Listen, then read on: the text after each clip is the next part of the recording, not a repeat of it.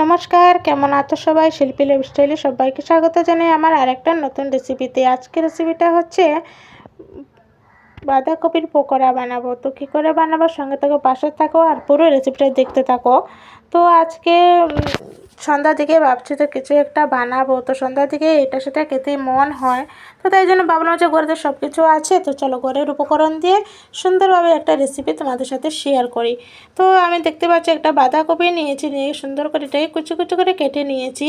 নেওয়ার পরে এখানে অনেকটা উপকরণও আমি নিয়েছি। তো প্রথমে এটাকে আমি সুন্দর করে ধুয়ে নিয়ে এসেছি। তারপরে এখানে দিয়েছি অল্প লবণ। তো অল্প লবণ দিয়ে ভালো করে মিক্স করে আমি কিন্তু এটাকে রেখে দেবো 5 থেকে 10 মিনিটের জন্য রেস্টে। তো এটাকে রাখলে কী হবে, যে এটা যে জলটা আছে, জলটা কিন্তু একদমই বেরিয়ে চলে আসবে। তো তাতে কিন্তু খেতে ভীষণই ভালো লাগবে। তো সুন্দর করে দেখতে পাচ্ছ আমি কিন্তু একদম মিক্সড করে নিয়েছি লবণ দিয়ে।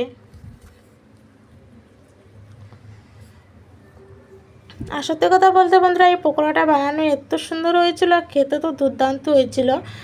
তোমরা একবার বাড়িতে না বানালে একদমই বুঝতে পারবে না। তো এবার দেখো আমি কতটুকু মানে জলও বেরিয়ে গেছে, কিন্তু আমি এটা রেস্টে রেখে দিয়েছিলাম।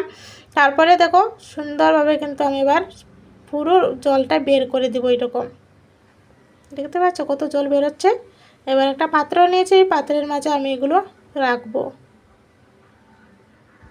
সবগুলো কিন্তু আমি এইভাবেই কিন্তু পুরো চিপিয়ে পুরো জলটাকে বের করে দিব। দেখো কতটা জল বেরিয়েছে, দেখতেই পাচ্ছ অনেকগুলো জল বেরিয়েছে। তো এবার আমি এটার মাঝে কিছু উপকরণ দিব। তো এবার দেখো এখানে আমি মসুরি ডাল নিয়েছি। তো মসুরি ডাল আমি 1 কাপের মতো নিয়েছি, আগে থেকে ভিজিয়ে রেখেছিলাম। এবার এটাকে একটা মিক্সির জালে নিয়ে নিব, আর এটাকে আমি পেস্ট করে নিব। তো আমার পেস্ট হয়ে গেছে। এবার আমি বাঁধাকপির মাঝে এটাকে ঢেলে দেব। একদম সিম্পলভাবে বন্ধুরা, কোনো খরচ নেই। ঘরের মাঝে যা জিনিস থাকবে তা দিয়ে কিন্তু সন্ধ্যার দিকেই রেসিপিটা তোমরা কিন্তু বানিয়ে খেতে পারো। ভীষণই সুন্দর হয়েছিল রান্নাটা। তো এবার এখানে দিয়ে দিচ্ছি স্বাদ মতো লবণ। লবণটা আমি একটু কমে দেবো, কারণ আমি এর আগে দিয়েছিলাম, তোমরা দেখতেই পেয়েছিলে। তারপরে এখানে দিয়ে দেবো গরম মশলা, কাঁচা লঙ্কা, আদা আর রসুন কুচি কুচি করে নিয়েছি। আর রঙটা আসার জন্য দিয়েছি অল্প হলুদ গুঁড়ো, আর দিয়েছি জিরা গুঁড়ো, আর দিচ্ছি অল্প কাশ্মীরি লঙ্কার গুঁড়ো। এবার সব কিছু দিয়ে ভালো করে মিক্সড করে নেব। আর তারপরে এখানে আমি একটা পেঁয়াজ নিয়েছি। তো পেঁয়াজটাকে সুন্দর করে কুচি কুচি করে কেটে নিয়ে এবার সুন্দর করে কিন্তু আমি মিক্সড করে নেব সব উপকরণ ভালো করে।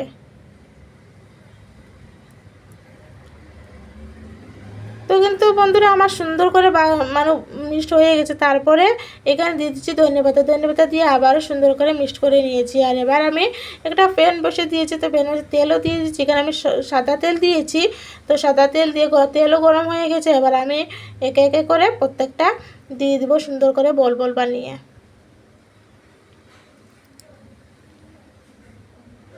একদম অল্প আছে কিন্তু বাছতে হবে, তা না হলে কি হবে বন্ধুরা, ভিতরটা একদমই কাঁচা থেকে যাবে আর বাইরটা হয়ে যাবে, তাতে মানে খেতে একদমই ভালো লাগবে না। আর এখানে দেখো আমি কিছু মশলা বানাবো, তাই জন্য এখানে আমি নিয়েছি আদা, রসুন, পেঁয়াজ, কাঁচা লঙ্কা, এগুলো আমি পেস্ট করে নেব। তো এক পাশ তো হয়েই গেছে, আবারও এরকম 2 পাশ কিন্তু সুন্দর করে আমি অল্প আছে বা বেজে নিব। খুবই সুন্দর হয়েছিল বন্ধুরা। আমি এর আগে কিন্তু একটা রেসিপি শেয়ার করেছিলাম বাঁধাকপির পকোড়া, তবে এটাতে আমি দিয়েছিলাম চালের গুঁড়ি। তো চালের গুঁড়ি এটাতে আমি দিইনি, শুধু মসুরি ডাল দিয়ে এটা আমি বানাচ্ছি। তোমরা অবশ্যই এই রেসিপিটা একবার হলেও বাড়িতে ট্রাই করবে বন্ধুরা। ভীষণই সুন্দর হয়েছিল, না বানালে না খেলে বুঝতে পারবে না যে রেসিপিটা এতটাই সুন্দর হয়েছিল। তো এই দিকে দেখো আমি মশলাটা কিন্তু পেস্ট করে নিয়েছি। কিছুটা আমি কিন্তু রেখে দিব মানে শুধু শুধু খাওয়ার জন্য, আর কিছুটা দিয়ে আমি তরকারি বানাবো। তো দেখো কত সুন্দর করে কিন্তু আমার পাতাটা ভাজা করে নিয়েছে, কত সুন্দর করে সাজিয়ে দিয়েছি, দেখতে পাচ্ছ কতটুকু মানে ভালো হচ্ছে, তোমরা অবশ্যই দেখেই বুঝতে পারছো। তো এটা হচ্ছে সন্ধ্যার দিকে টিফিন। তো যাই হোক, এখান থেকে অল্পটা আমি রেখে দিয়েছি, সন্ধ্যার টিফিন করব, আর অল্পটা দিয়ে আমি বানিয়ে নিব রাতের খাবার। রুটির সাথে খাওয়া যাবে, পরোটার সাথেও খাওয়া যাবে। এখানে অল্প তেল দিয়ে দিয়েছি জিরে, আর দিয়েছি একটা শুকনো লঙ্কা, তেজপাতা, আর অল্প দিয়ে দিয়েছি চিনি। কালারটা যাতে ভালো আসে। তারপরে দিয়েছি হলুদ গুঁড়ো দিয়েছি, কারণ এখানে আদা আছে, আদাটা না ছিটিয়ে এই জন্য আমি দিয়েছি এখানে হলুদ। তো এবার সুন্দর করে মিশ্রণটা দিয়ে কিন্তু আমি ভালো করে তেলের সাথে মিক্সড করে নিব। তারপরে এখানে দিয়ে দিব সামান্য লবণ। তো লবণটাকে আমি অল্প দিয়েছি, কারণ এর আগে তো আমি সব কিছুতে মানে লবণ পড়েছে, তাই জন্য আমি ওইখানে অল্প লবণ দিয়েছি। যদি কম হয় তাহলে কিন্তু পরে খেতে পারবো, কিন্তু বেশি হলে তো আর খাওয়া যাবে না বলো, তাই জন্য আমি অল্প করে দিয়েছি। আর কত সুন্দর করে কিন্তু মশলাটা কিন্তু আমার কষানো হয়ে গেছে। এবার আমি এখানে নিয়েছি গরম জল, তো গরম জল এর মাঝে অ্যাড করে দিলাম। তো জল দিয়ে আবার সুন্দর করে মশলাটাকে মিক্সড করে নেব জলের সাথে। তো এবার জলটা আমার ফুটে গেছে, এবার আমি একে একে বড়াগুলো দিয়ে দিব, তবে প্রত্যেকটা দিব না, অল্প করে দিব। আর এই যে বললাম যে সন্ধ্যার টিফিন হবে, তো সন্ধ্যার টিফিনে কিন্তু অনেকটা খাওয়া হয়ে গেছিলো, যেহেতু অনেকটাই ভালো হয়েছিল তাই জন্য অনেকটা খাওয়া হয়ে গেছিলো। এই 4-5টা দিয়ে রাতের খাবার বানাচ্ছি। তো রান্নাটা একদম কমপ্লিট হয়ে গেল। এবার ধনেপাতা দিয়ে দিব। ধনেপাতা দেওয়ার পরে দিয়ে দেবো এখানে গরম মশলা গুঁড়ো, আর গরম মশলাটা আমি করেই বানিয়েছি। তো এবার এটা দিয়ে কিন্তু আমার রান্নাটা একদম কমপ্লিট হয়ে গেছে। বন্ধুরা, ভিডিওটা ভালো লাগলে লাইক, শেয়ার, কমেন্ট, সাবস্ক্রাইব করতে একদমই ভুলবে না।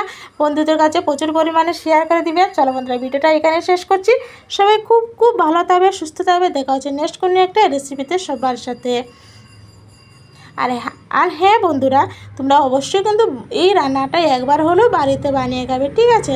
তো চলো, দেখতেই পাচ্ছ কতটুকু লোভনীয় হয়েছে।